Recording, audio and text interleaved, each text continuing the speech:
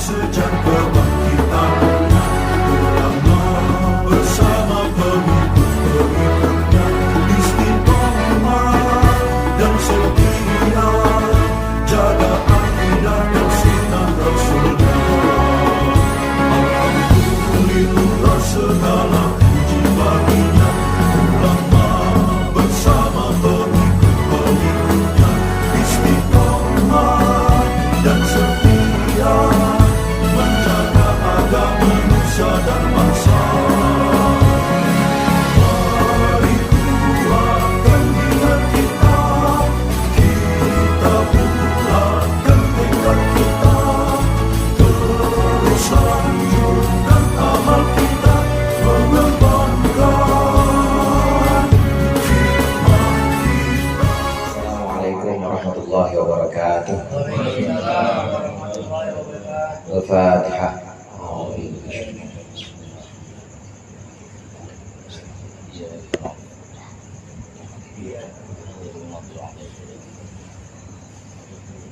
Bismillahirrahmanirrahim. Alhamdulillahil tullabi wa musahhilil khairi liman yata'allamu. Thumma as-salatu wassalamu 'alan nabi wa alihi wa sahbihi jayudhamu.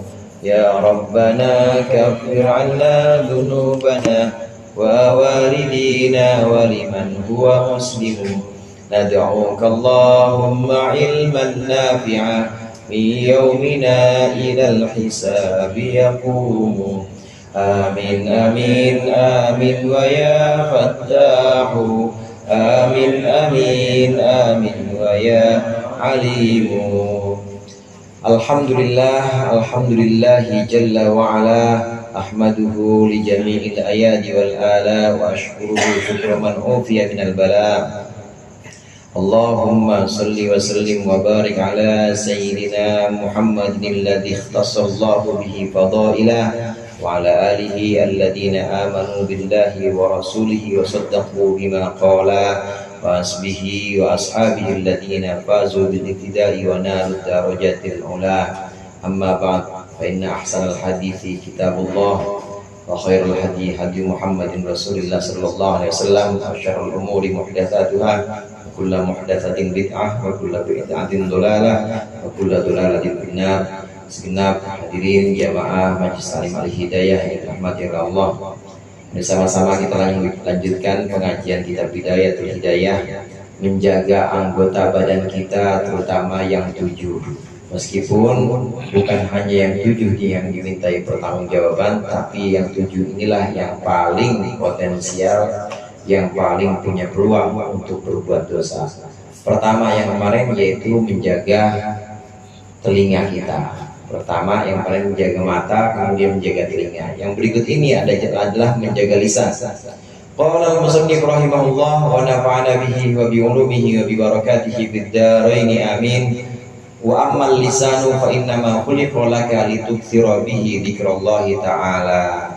Adapun lisan, mulut atau lidah diciptakan untukmu agar engkau memperbanyak dzikrallahi ta'ala, menyebutkan nama Allah Ta'ala, wa tilawati kitabihi, dan membaca kitabnya Allah, wa tursyida bihi khalqallahi ta'ala ila tariqih, dan juga dengan lisan engkau menunjukkan orang-orang, menunjukkan manusia kepada jalannya, jalan Allah, wa tudhira bihi ma fi dhamirika, dan dengan lisan engkau bisa menyampaikan apa yang ada dalam hatimu, min hajati dinika wa dunyaka, yakni kebutuhan agama dan kebutuhan duniamu. Fa idza sta'maltahu fi ghairi ma khalaqallahu, dan jika engkau menggunakan lisan untuk sesuatu yang bukan Allah ciptakan, tujuannya bukan yang Allah inginkan, faqad kafarta, maka sungguh engkau telah kufur nikmatallahi, akan nikmat Allah Ta'ala, fihi, di dalam lisan. Kalau kita menggunakan lisan untuk sesuatu yang Allah tidak ridho, maka itu kita sudah kufur. Kufur di sini yang dimaksud adalah kufur nikmat. Kita mengingkari atau kita menutup nikmat yang sudah Allah berikan. Orang yang kufur nikmat itu diberikan sesuatu yang bermanfaat untuk dia, tapi manfaat itu justru untuk menantang pemberinya. Dikasih motor sama majikannya. Ini motor bukan dipakai buat nganter anaknya dipacari, anak bosnya dipacarin sama dia. Ini namanya kufur nikmat. Motor ini bukan dipakai untuk manfaat memberikan layanan kepada majikannya, tapi motor ini dipakai buat boncengin orangnya emang pengen maling, pengen nyolong harta majikannya. Namanya kufur nikmat. Demikian juga lisan. Lisan ini Allah ciptakan untuk kita supaya kita banyak menyebut nama Allah melalui zikir-zikir kita, la ilaha illallah, la ilaha illallah, atau subhanallah bihamdihi subhanallahil azim, atau apapun zikir yang lisan yang sering kita tuturkan. Ini tujuan kita diberikan lisan atau mulut untuk berzikir, atau untuk baca kitab suci, membaca kitab Al-Quran maksudnya sehari 1 ain, atau habis sholat 1 ain, atau habis sholat misalnya 1 juz kalau memang bisa, jadi sehari 5 juz misalnya.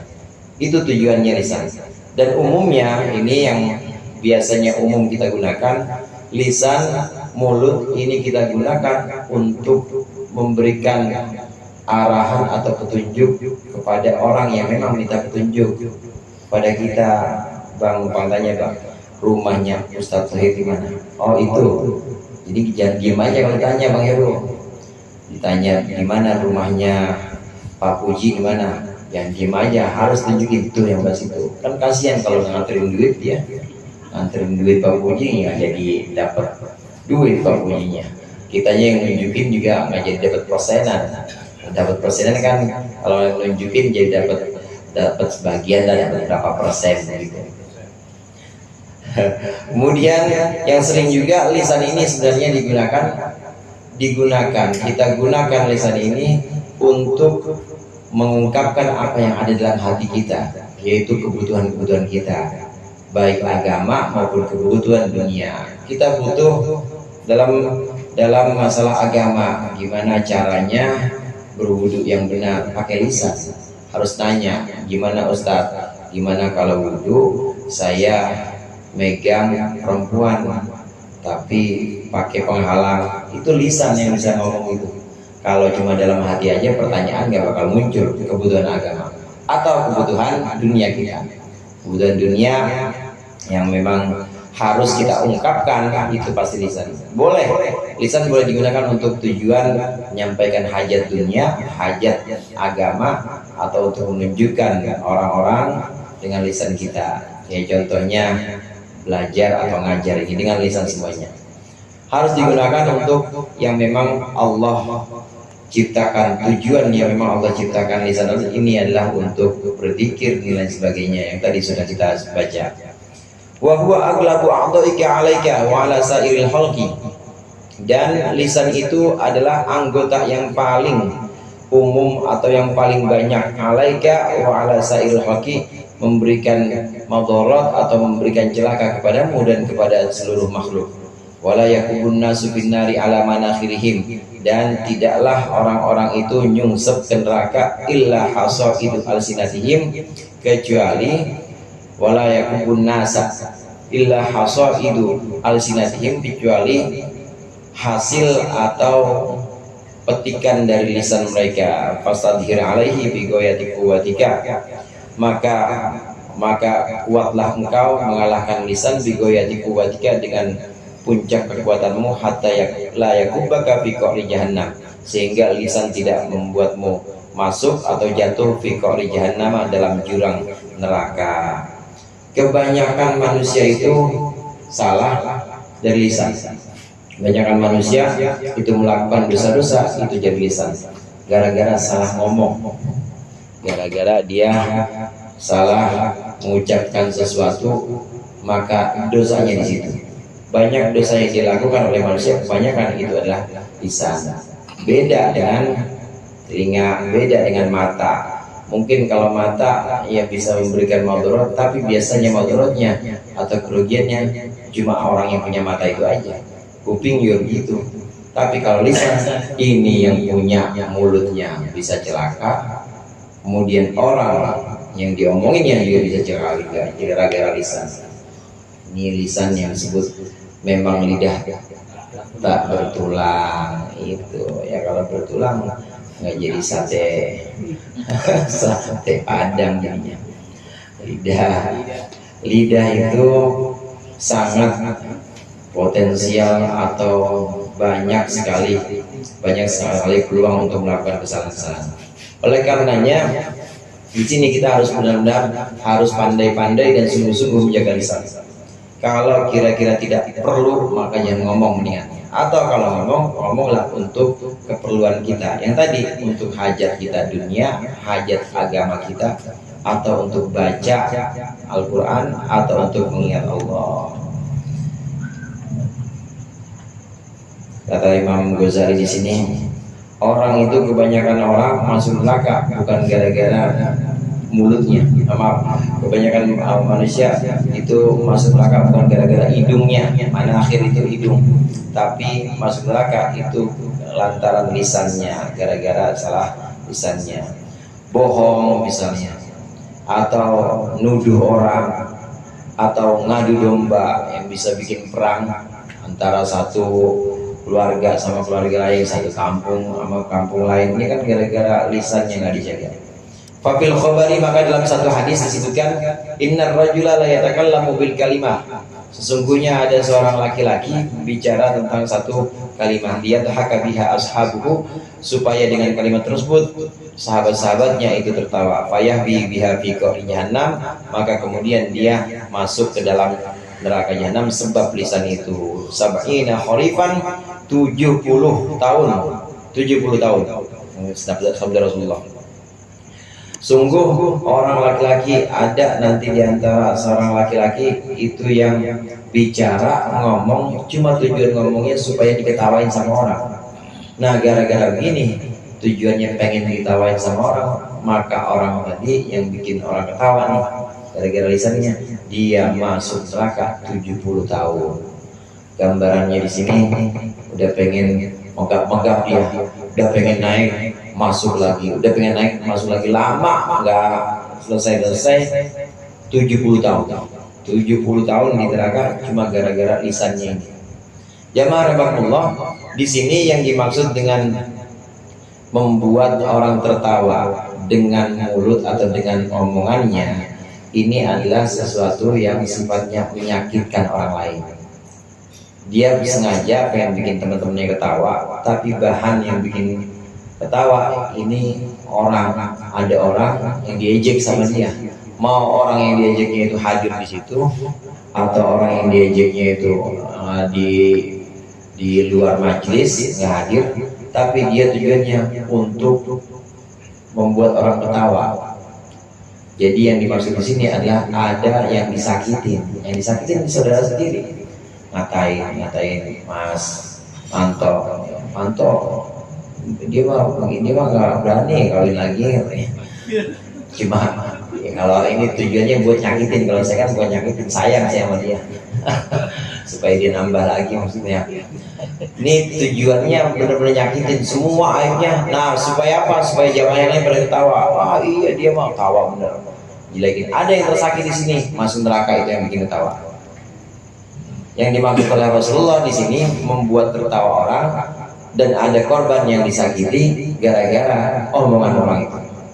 Maka sebab lisan atau sebab omongan orang itu, orang yang bikin kita masuk neraka. Adapun bercanda yang sifatnya mubah boleh, ya bukan berarti Islam itu kaku. Islam nggak ada ketawanya, Ustaz. Serius mulu, enggak. Kalau bercanda boleh. Apalagi dalam misalnya menyampaikan satu penjelasan keterangan agama, ya memang ada ketawanya, memang boleh ketawa selebar-lebar juga nggak apa-apa. Yang dipermasalahkan di sini kalau sampai bahan ketawanya itu adalah nyakitin orang saudaranya sendiri, ini yang menyebabkan dia masuk neraka. Di luar itu kalau tidak ya apa-apa, memang diperbolehkan. Rasulullah juga bercanda, hadirin. Rasulullah bercanda. Pernah satu waktu Rasulullah ada perempuan udah tua datang ke rumah Rasulullah, kemudian udah hampir sore. sama Rasulullah, nih saya pulang gimana ya Rasulullah? Saya kasih anak onta, kata Rasulullah.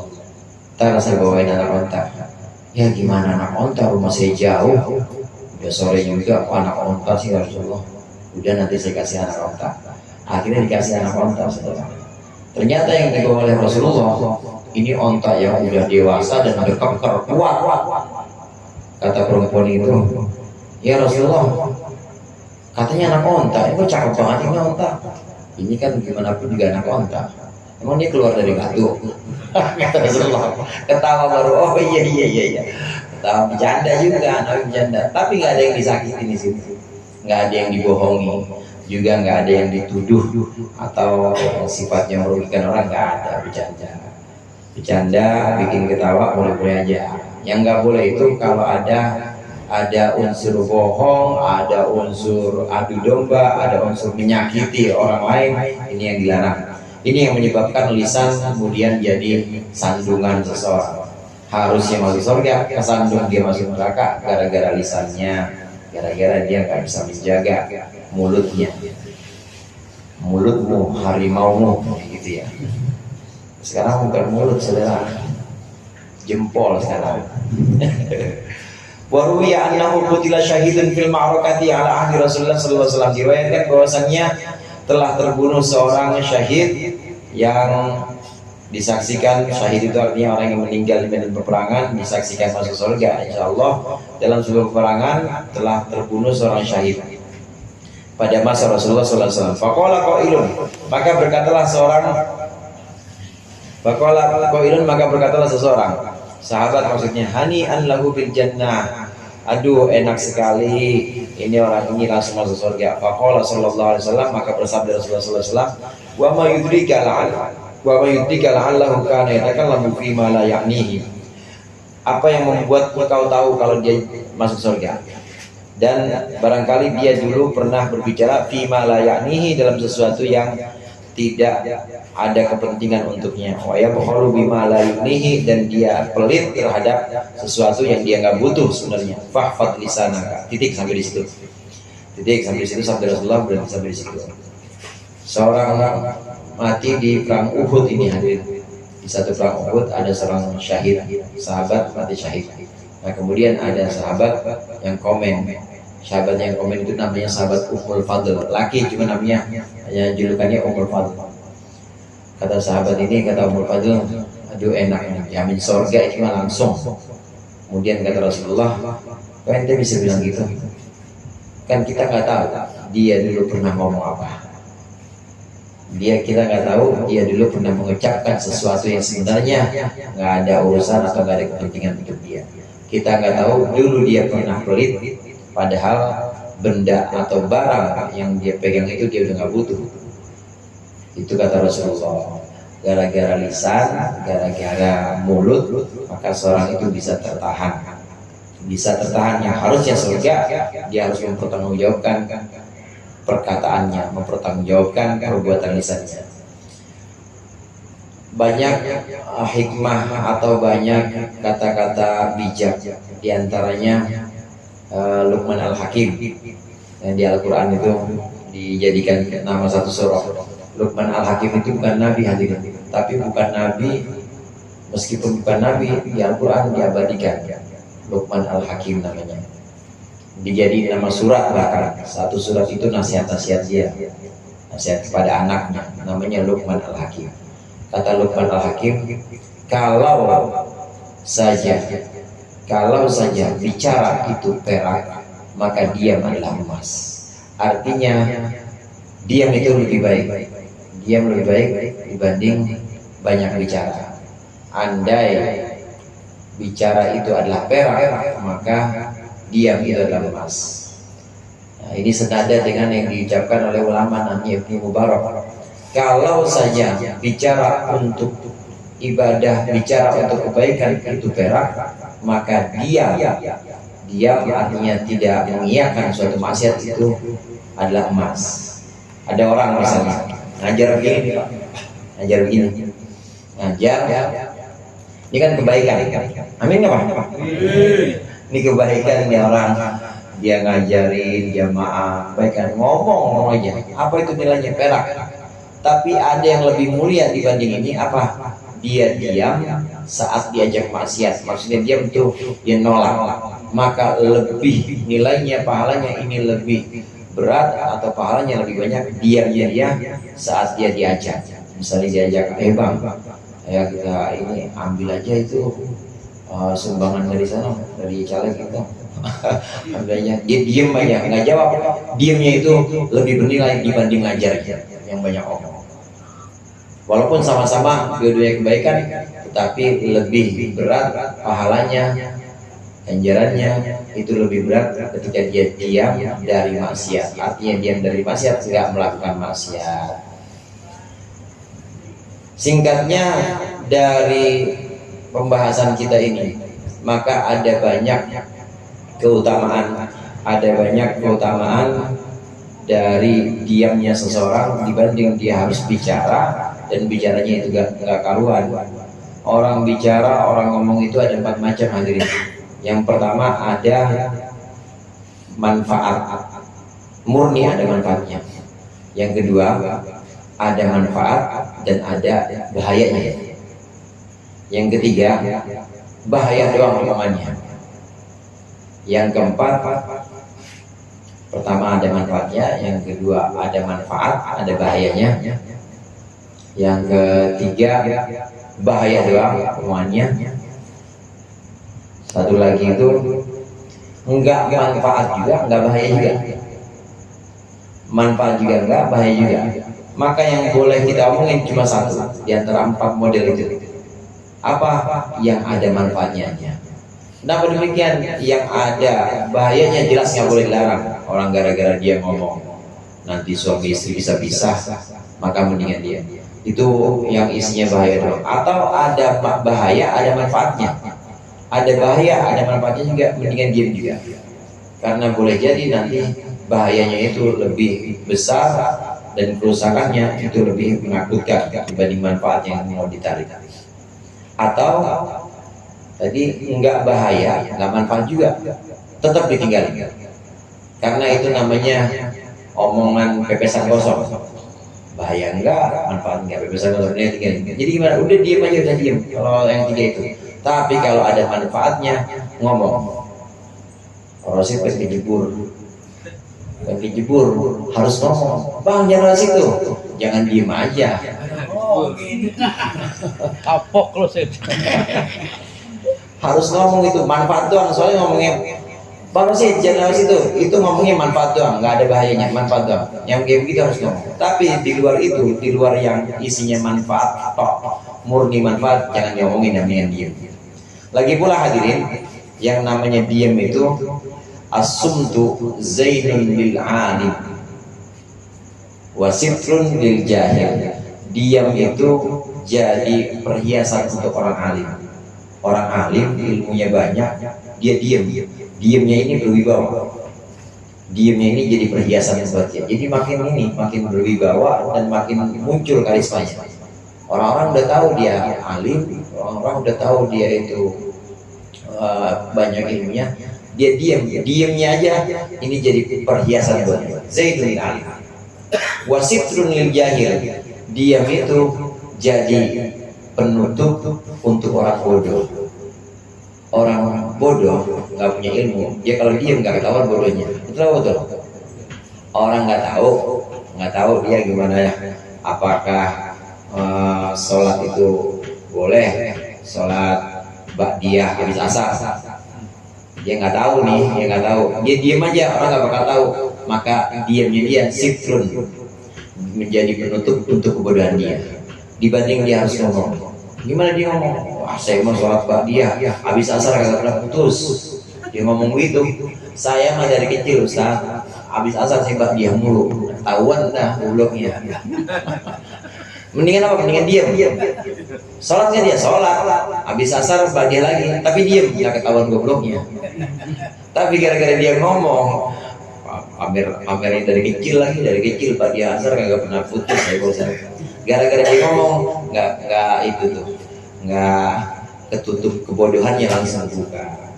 As-sumtu zainun lil alim wa sitrun lil jahil. Diam itu adalah perhiasan untuk orang alim dan juga tutup untuk orang bodoh. Orang bodoh bisa nggak ketahuan karena diamnya. Orang alim bisa makin berkarisma, makin berwibawa dengan diamnya. Mudah-mudahan kita bisa menjaga lisan kita. Allah berikan bimbingan kepada kita untuk senantiasa menata omongan kita, pembicaraan, dan tentunya juga menata hati kita. Lebih kurangnya saya mohon maaf. Allahul muwaffiq ila aqwamit thoriq. Assalamualaikum warahmatullahi wabarakatuh.